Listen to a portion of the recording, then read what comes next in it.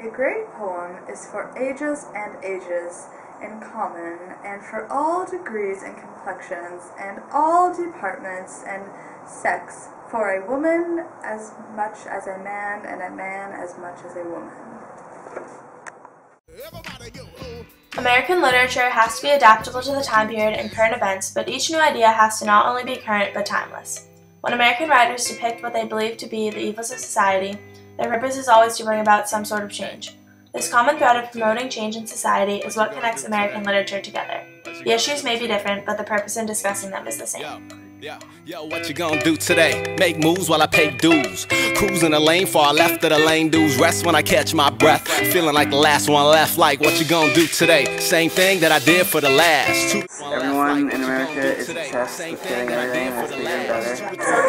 White privilege. People have really high expectations of people, and the government is kind of not looked too highly of right now. Gas prices. Criminals. The media. Overexposing people's personal lives. The 1920s is a decade commonly referred to as the Roaring Twenties or the Jazz Age. It was a decade filled with people returning from World War I simply wanting to have fun. Economic times were prosperous and people were making a lot of money. Since people were making money, they wanted to spend it on something and were always looking for the next big thing. So, professional sports skyrocketed during this time period. People did not only spend their money on professional sports, but they also enjoyed spending their time in bars listening to the new music caused by the miscegenation of black and white cultures, jazz. Lastly, people will always remember the famous flapper dancing around in the 20s, dressed up in outrageous costumes.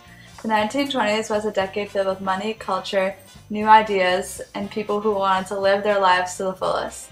The citizens of America looked as if they were having the time of their life, but they were wrapped up in consumerism and materialism.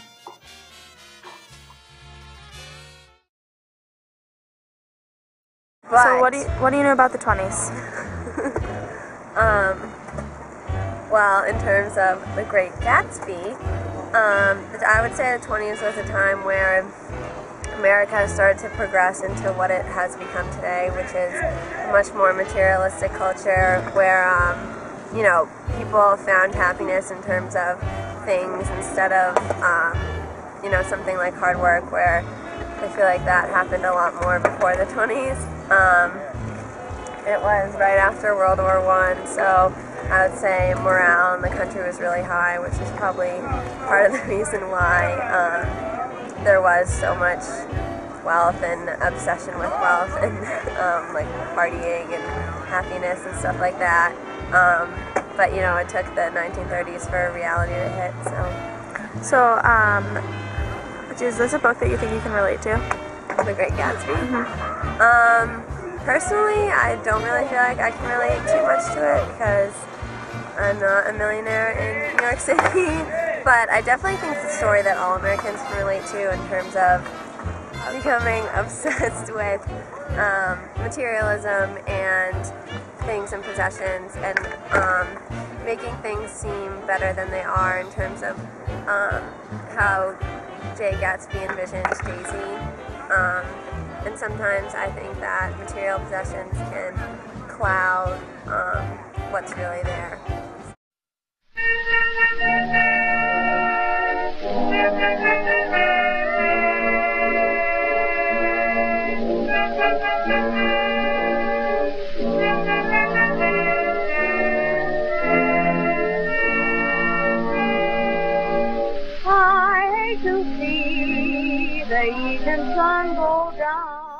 They were careless people, Tom and Daisy.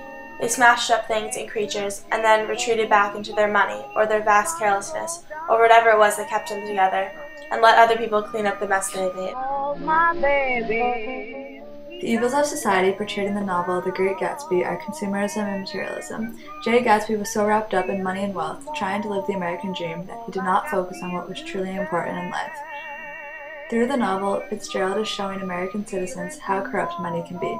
Americans today can still relate to this evil, because today's society is focused on consumerism and materialism.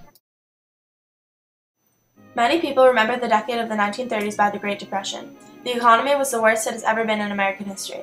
Racism was extremely strong and powerful during this time, especially in the southern states, as competition for jobs increased.